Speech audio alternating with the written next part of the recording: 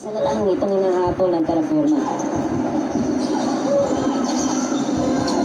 Ito, pupunta kay Bolik. 14 on their shot clock. They got 8 here. Di ba umuusad ang kanilang play? So pass inside.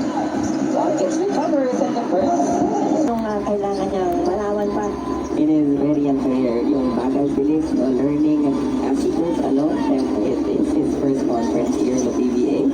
But so far, we're seeing great things coming from this young guard.